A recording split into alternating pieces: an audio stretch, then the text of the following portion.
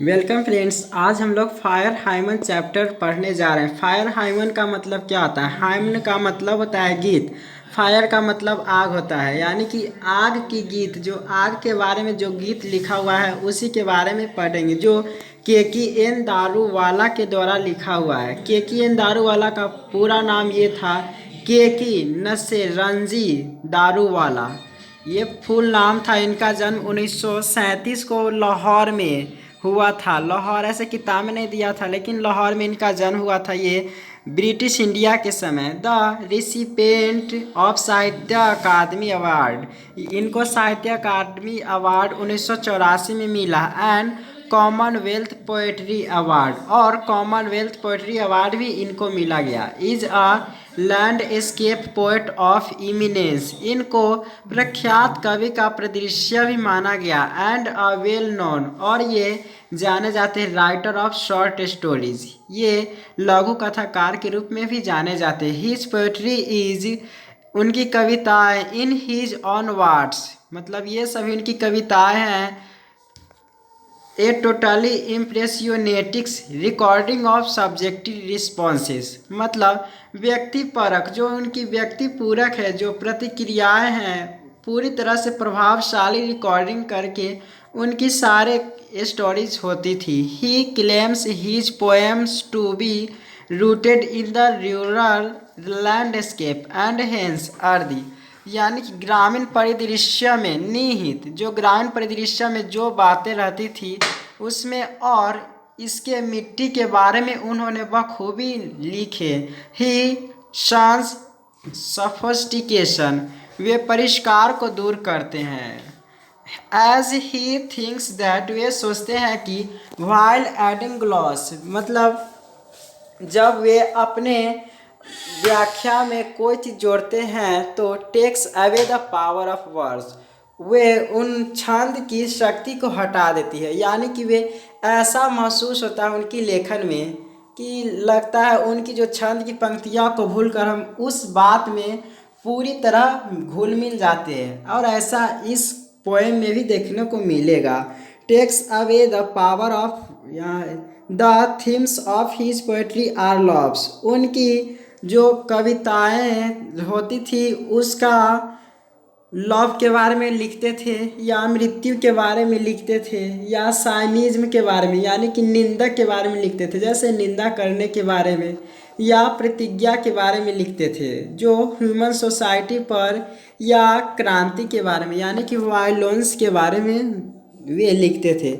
He writes with intensity and vigour involve in poetic creation, जो उनकी कविता के जो लिखते थे उसमें काव्य सृजन में तीव्रता और शक्ति शामिल होती थी। जो भी कविता लिखते थे उसमें बहुत ही ज़्यादा तीव्र शक्ति वे रहते थे। Since he had been in poetic service, वे, यहाँ पुलिस सर्विस है, वे खैर रह चुके थे पुलिस सर्विस, इसलिए उनके लेखन में वायलेंस इज अनएवॉइडेबल, मतलब जो क्रांति थी वे अपरिहार्य थी, वे अनएवॉइडेबल थी। इन हीज पोएट्री, उनकी कविता में, हीज इम्पोर्टेंस वॉल्यूम, वॉल्यूम मतलब होता है संस्करण, उनकी जो महत्वपूर्ण संस्करण में से ये थे: अंडर ओरियन 1970 को लिखे, एपरिशन इन अप्रैल वे 1971 को लिखे, and crossing of reverse way 1976 को लिखे। ये बात हमें याद रखने की ज़रूरत है, उनकी कौन कौन से वॉल्यूम थी। अब इस चैप्टर के अंदर आते हैं। सबसे पहले आग, ये जो पूरा पढ़े उसका हिंदी इस प्रकार है: आग भजन, KKN दारूवाला, ये जो लिखा हुआ है आग भजन है। जिस तरह भक्ति होता है या कव्वाली होती है, इसी तरह की ये भी है। KKN दारूवाला का जन्म 1937 को हुआ था लाहौर में, जो उस समय पहले थे भारत में ही थे, लेकिन अब वे चले गए पाकिस्तान में, वे जगह पढ़ते हैं। साहित्य अकादमी पुरस्कार उनको 1984 को मिली थी, और कॉमनवेल्थ पोएट्री अवार्ड के भी वे प्राप्त कर चुके हैं। प्रख्यात के एक परिदृश्य कवि और लघु कथाओं के प्रसिद्ध लेखक, उनकी कविता है अपने स्वयं के रक्षा को में व्यक्तिपरक प्रतिक्रियाओं की एक पूरी तरह से प्रभावशाली रिकॉर्डिंग, वह अपनी कविताओं का दावा करते हैं कि ग्रामीण परिदृश्य में निहित और इसलिए पृथ्वी के बारे में वे लिखते हैं। वह परिष्कार से दूर हो जाता है, जैसा कि वह सोचता है कि यह चमक जोड़ते समय कविता की शक्ति को दूर ले जाता है। उनकी कविता के विषय प्रेम, मृत्यु, वर्चस्व, सनक, सनक मतलब होता है वे जैसे सनकी कहते हैं गुस्सा आना, उसके बारे में लिखते हैं। वर्चस्व मतलब वही निंदा होता है। मानव समाज की दुर्दशा और हिंसा है। वह काव्य रचना में तीव्रता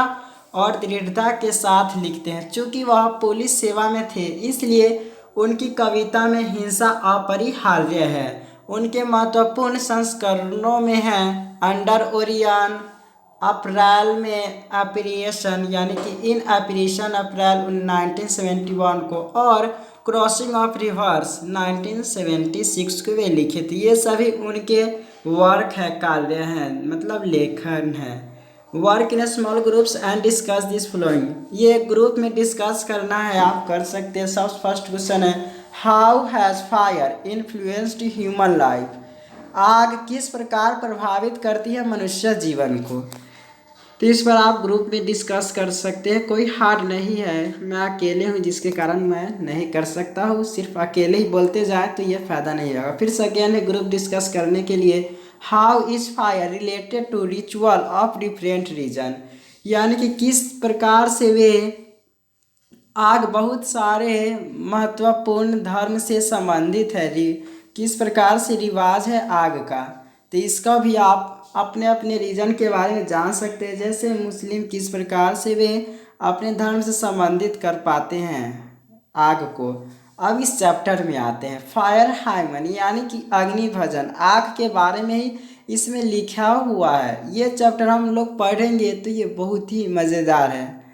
द बर्निंग हार्ट इरप्टेड फॉस्फोरेसिन, यानी कि जो बर्निंग घाट मतलब होता है शमशान, जो जहाँ पर मुर्दे जलाए जाते हैं। द बर्निंग घाट इरप्टेड फॉस्फोरेसिन, यानी कि शमशान में से स्फुरदीप्ता जो आग, कोई लाश जलते रहता है तो उसमें से जो आग निकलते रहता है उसी को यहाँ पर स्फुरदीप्ता कहा गया होगा। यानी कि फॉस्फोरसीन जो यहाँ पर बर्निंग घाट में से, जो श्मशान घाट में से निकल रहा है आग, यहाँ पर जो स्फुरदीप्ति जैसा। And wandering host lights frightened passer by, और वांडरिंग मतलब होता है घूमने वाला, और घोस्ट मतलब तो भूत होता है। जो यहाँ पर एक एक वर्ड का मीनिंग जानना बहुत ज़रूरी है क्योंकि कविता में यह आवश्यक है। And wandering host lights frightened passer by, और घूम रहे हैं भूत, lights frightened passer by.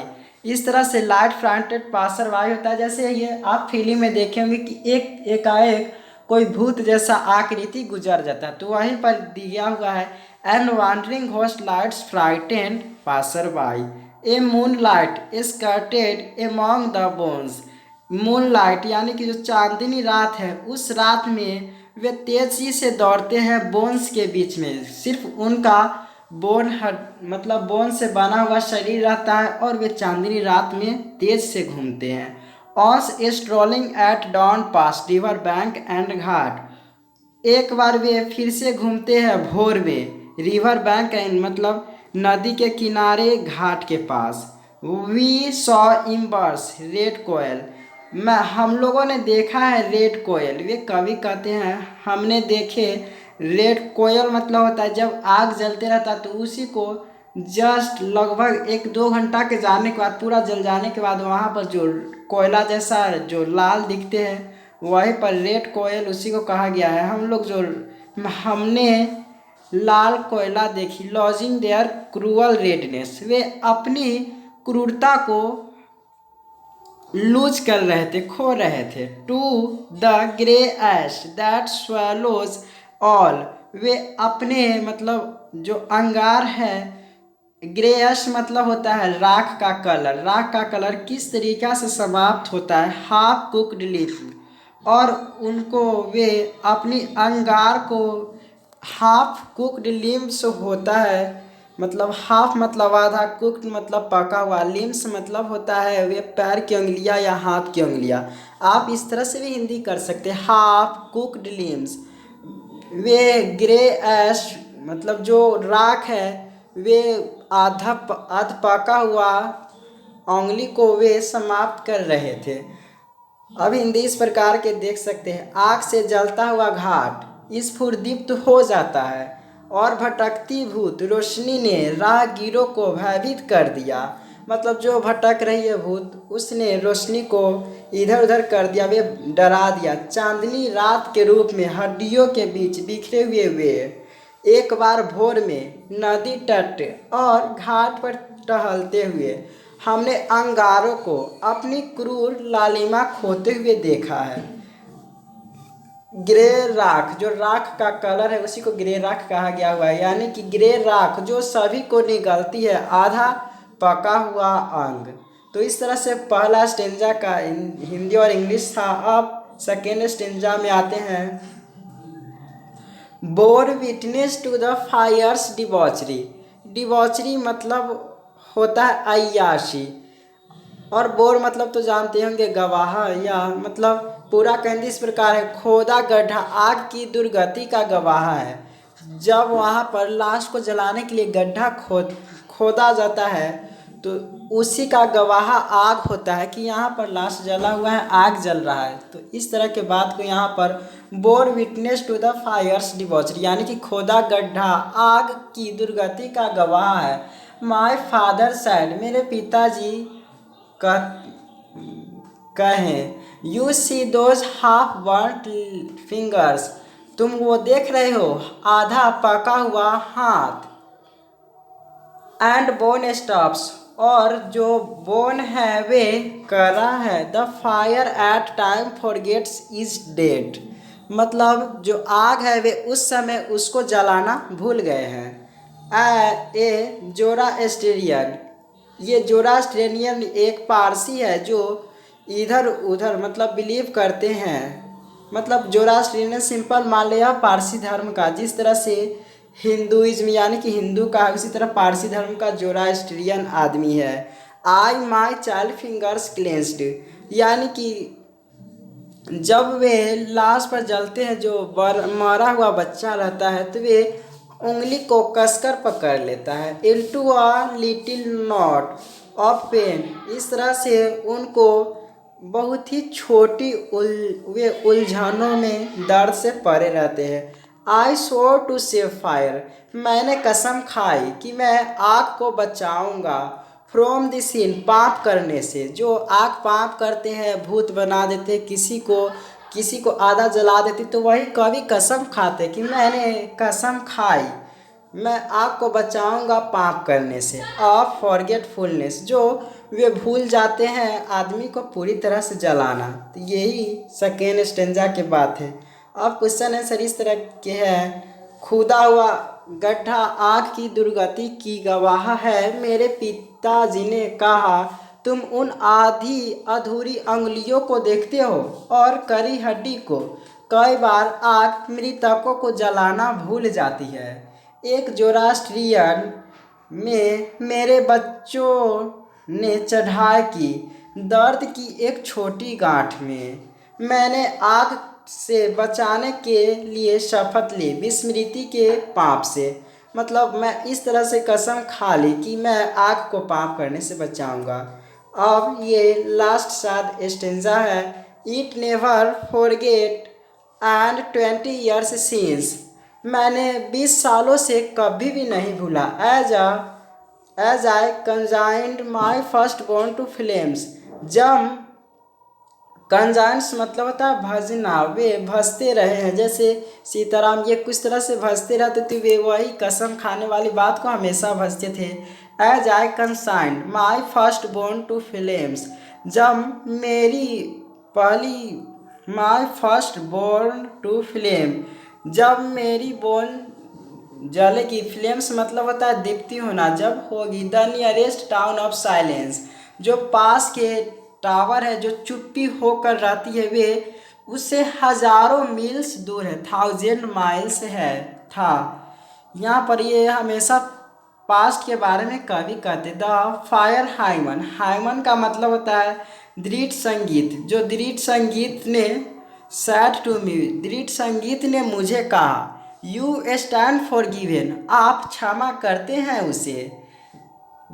Broken yet rebellious मतलब तब उसे, ब्रोकन मतलब तोड़ देना होता है, तब उसे आप विद्रोह को तोड़ देते हैं। आई श्योर दिस टाइम, मैं फिर से इस बार कसम खाता हूँ। To save it from the scene of forgiving, मैं इस क्षमा करने के लिए, पाप से बचाने के लिए मैं फिर से कसम खाता हूँ कि आग को इस तरह की गलती मैं करने नहीं दूंगा। पूरा कहानी इस प्रकार है, यह कभी नहीं भूल गया मैं, और 20 साल बाद जैसा कि मैंने अपने पहले जन्म की आग की लपेटों में संजोया था कि निकटतम टावर जो एक चुप्पी के रूप में 1000 मील की दूरी पर था, वे जो फर्म भजन यानी कि जो दृढ़ संगीत ने मुझसे कहा आप क्षमा करते हैं, टूटी फिर भी विद्रोही, मैंने इस बार शपथ ली क्षमा करने के, पाप से बचाने के लिए। वे हमेशा कहते मैं आग को पाप से बचाऊंगा, आग को पाप करने से बचाऊंगा, इस तरह के बात को। तो यह जो भी बात थी पूरी तरह आग की यानी कि फायर हाइमन के बारे में थे। तो इस तरह से इस चैप्टर समाप्त होता है। फुल सिलेबस पढ़ना चाहते हैं तो सब्सक्राइब करें। Thank you for watching.